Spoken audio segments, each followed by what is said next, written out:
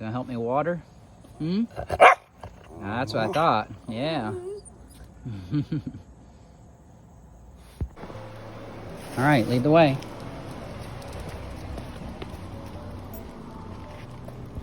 This way.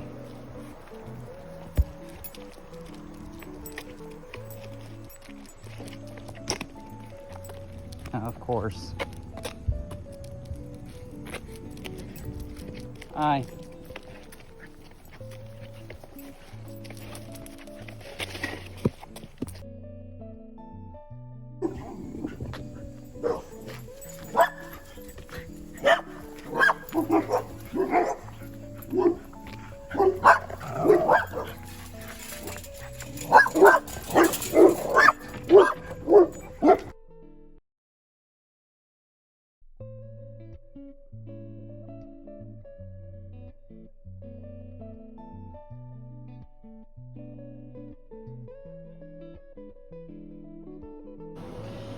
Got a good neighborhood around here, so I gave 2 cucumbers out to one of our neighbors, and he returned the favor because his mom grows a really big garden. She's got to be in her 70s probably. I mean, he's probably about 50 or so, and she gave us all this corn. She said the raccoons were starting to get into it and he wouldn't need it all. So, you know, that's what community's about, is neighbors helping neighbors. And of course, I fixed myself a can of corn right before. It reminded me of when my high school rec teacher, recreation, that's when rec class first started being a thing back in 2001, or 2002 actually, when I graduated high school, and he always used to say can of corn when we played softball.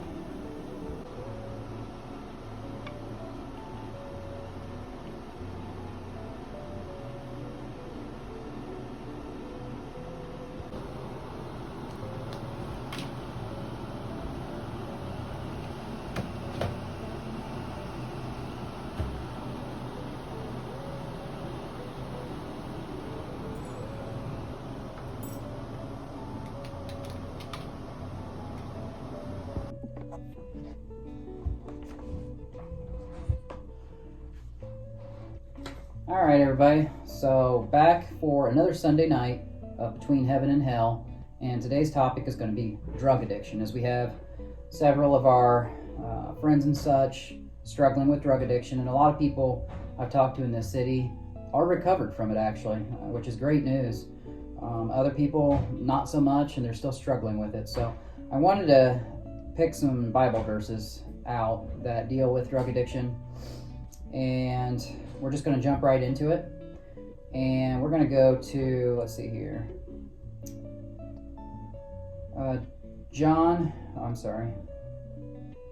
This is actually James, chapter 1, verses 13 to 15. Let no one say when he is tempted, I am being tempted by God, for God cannot be tempted with evil, and he himself tempts no one.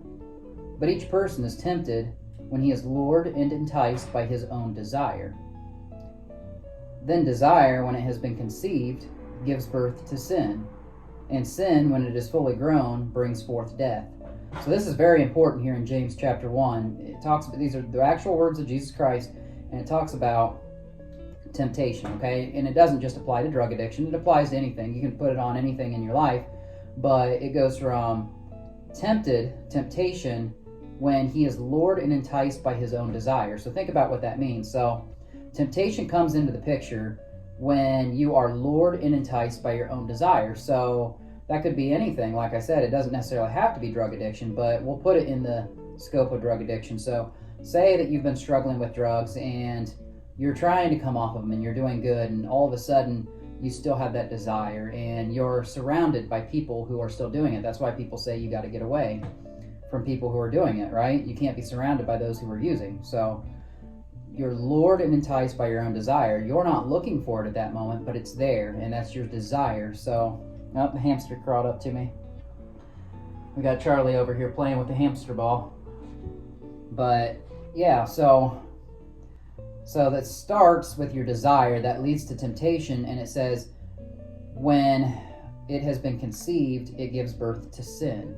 So you've got desire going to temptation, going to sin, and then Jesus continues to say, And sin, when it is fully grown, brings forth death.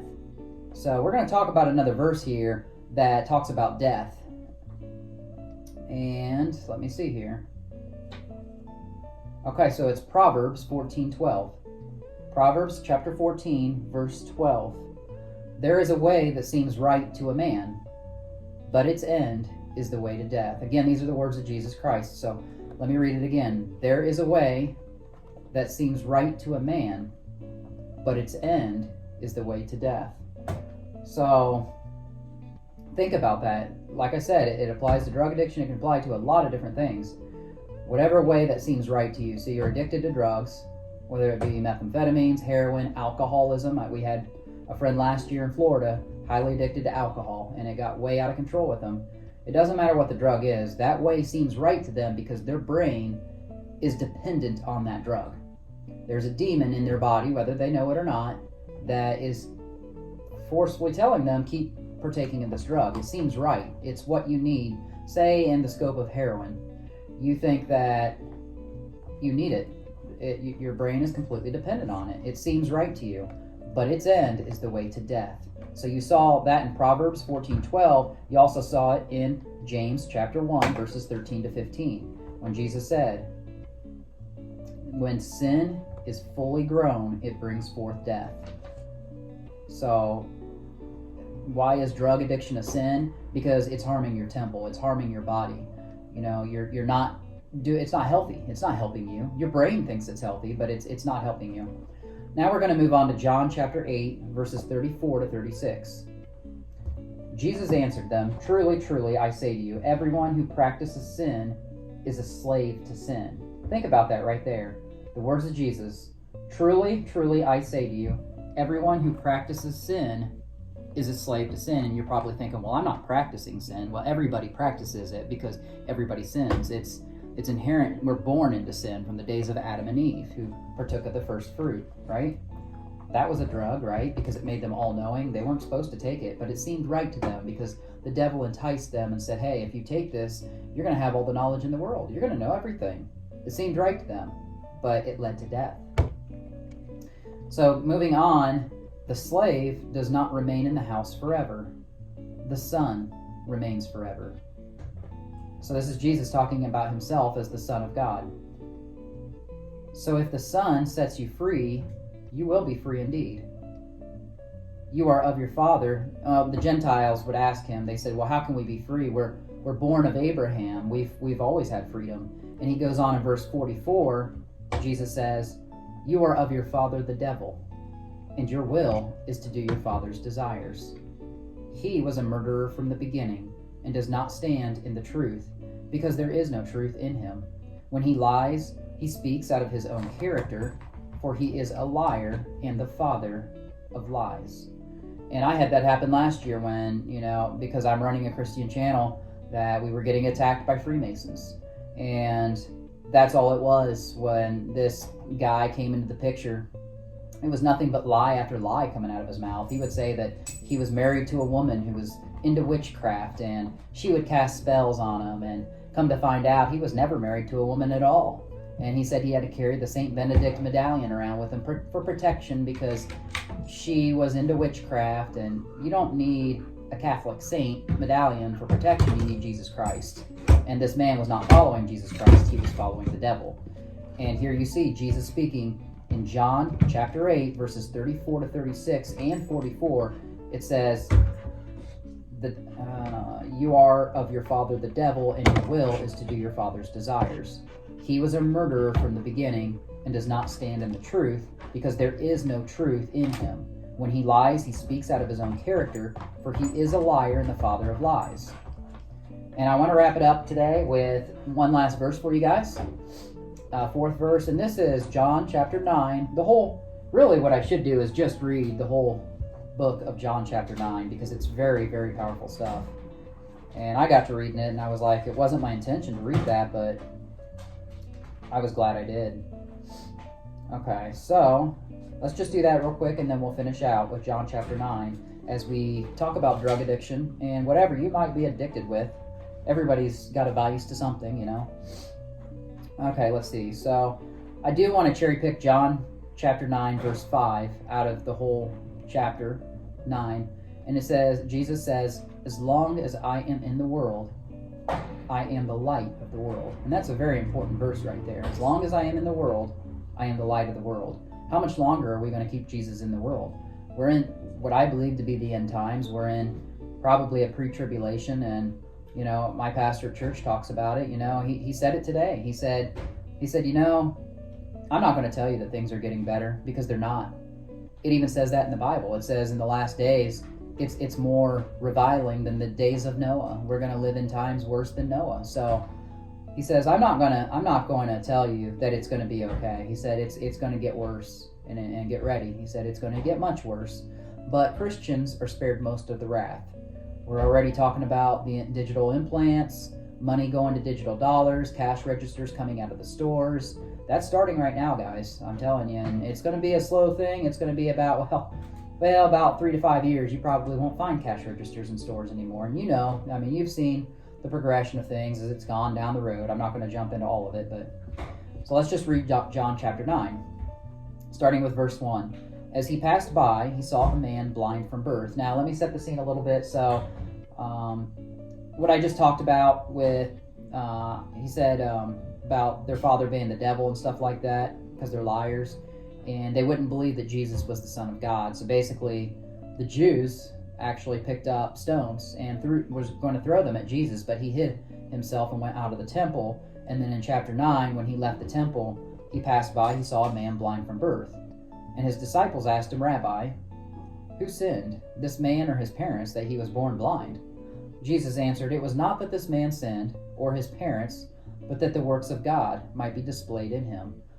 That chance encounter where that blind man happened to be in the presence of Jesus, you got to understand, he couldn't see. He didn't know Jesus was there. He just happened to be there when Jesus was hiding from those men, the Jews, throwing the stones at him. As he left the temple, he stumbled upon this blind man. That was not a coincidence. This was all meant to happen. And you get that saying in Jesus, chapter 9, verse 3. It says, Jesus answered, it was not that this man sinned, or his parents, but that the works of God might be displayed in him. That's pretty powerful. So, verse 4, we must work the works of him who sent me, which is God, while it is day. Night is coming when no one can work. Now think about what that verse means. That means he's the sun, right? The Son of God, like equivalent to the sun in the sky, which is the light. And you've got him already saying, as long as I am in the world, I am the light of the world. Now think about that. Verse 4 says, we must work the works of him who sent me, God, while it is day. Night is coming when no one can work. And then that's when he says, as long as I am in the world, I am the light of the world. Well, he was in the world physically, but not for much longer. And he knew they were going to kill him. But he's coming back. And as long as we hold him in our hearts right now, he's still in the world. Verse 6, having said these things, he spit on the ground and made mud with the saliva. Then he anointed the man's eyes with the mud and said to him, go, wash in the pool of Siloam, which means sent. So he went and washed and came back seeing. The neighbors and those who had seen him before as a beggar were saying, is this not the man who used to sit and beg? Some said, it is he. Others said, no, but he is like him. He kept saying, I am the man. So they said to him, then how were your eyes opened? He answered, the man called Jesus made mud and anointed my eyes and said to me, go to Siloam and wash. So I went and washed and received my sight. They said to him, where is he? He said, I do not know. They brought to the Pharisees the man who had formerly been blind. Now it was a Sabbath day when Jesus made the mud and opened his eyes. So the Pharisees again asked him how he had received his sight, and he said to them, he put mud on my eyes, and I washed, and I see. Some of the Pharisees said, this man is not from God, for he does not keep the Sabbath. But others said, how can a man who is a sinner do such signs? And there was a division among them. So you've got some people who, the Pharisees, that some of them believe that this is Jesus that did it. They didn't see it happen, but they're just hearing the story of the man who was blind, and some of them know for a fact that was him. And others, they didn't know him, but they saw him before, so they knew of him, but they didn't know him real well. So they said, we're doubting your story. We don't really believe that this was Jesus, the Son of God. He's working on the Sabbath. He can't be the Son of God. Let's see here. So verse 17 in chapter 9 of John, it says, so they said again to the blind man, what do you say about him? Since he has opened your eyes, he said, he is a prophet. The Jews did not believe that he had been blind and had received his sight, until they called the parents of the man who had received his sight. So they don't believe him. The Jews, who are the Pharisees, they don't believe him, so they're calling the parents. And they go and they ask them, is this your son, who you say was born blind? How then does he now see? His parents answered, we know that this is our son and that he was born blind. But how he now sees we do not know, nor do we know who opened his eyes. Ask him. He is of age. He will speak for himself. Verse 22, his parents said these things because they feared the Jews. For the Jews had already agreed that if anyone should confess Jesus to be Christ, he was to be put out of the synagogue. So the parents of the blind man, they were scared. They didn't want to be put out of the synagogue. So they would say, yes, this is our son, and he was blind, but we don't know how he received his vision. They weren't there. They didn't see it, probably not. But still, they believe it, but they don't want to come out and say it because they're scared. Verse 23, therefore his parents said, he is of age, ask him. So for the second time they called the man who had been blind and said to him, give glory to God. We know that this man is a sinner. He answered, whether he is a sinner, I do not know. One thing I do know, that though I was blind, now I see. And you'll see that verse in a song, and it's a very famous gospel hymn. Verse 26, they said to him, what did he do to you? How did he open your eyes? He answered them, I have told you already, and you would not listen. Why do you want to hear it again? Do you also want to become his disciples? And they reviled him, saying, you are his disciple, but we are disciples of Moses. We know that God has spoken to Moses, but as for this man, we do not know where he comes from. The man answered, why, this is an amazing thing. You do not know where he comes from, and yet he opened my eyes. We know that God does not listen to sinners, but if anyone is a worshiper of God and does his will, God listens to him. Never since the world began has it been heard that anyone opened the eyes of a man born blind. If this man were not from God, he could do nothing. They answered him, you were born in utter sin, and would you teach us? And they cast him out. Jesus heard that they had cast him out, and having found him, they said, do you believe in the Son of Man? He answered, and who is he, sir, that I may believe in him? Jesus said to him, you have seen him, and it is he who is speaking to you. He said, Lord, I believe, and he worshipped him. Jesus said, for judgment I came into this world, that those who do not see may see, and those who see may become blind. Some of the Pharisees near him heard these things and said to him, are we also blind? Jesus said to them, if you were blind, you would have no guilt. But now that you say we see, your guilt remains. So, in relation to drug addiction, a lot of people, all they see is that next fix. All they see is that next time they're going to shoot up. All they see is the next time they're going to snort meth. All they see is that day. They don't see 5-10 years down the road and what they could be if they were off drugs. They don't see all the pain and suffering that they're causing other people with their addiction and the thievery and the stealing and the lies to cover it up. They don't see any of that because their brain is controlled.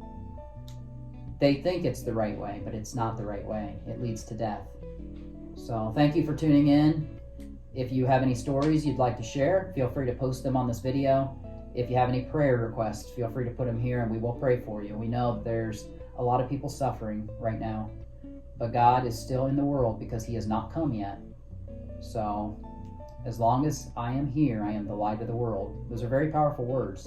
And I want you guys to think about those tonight as you watch this video. So God bless you guys. Thank you for watching and tuning in. These were very powerful words, and I'm glad you were here to hear them. And we'll talk to you next Sunday night at 9 o'clock.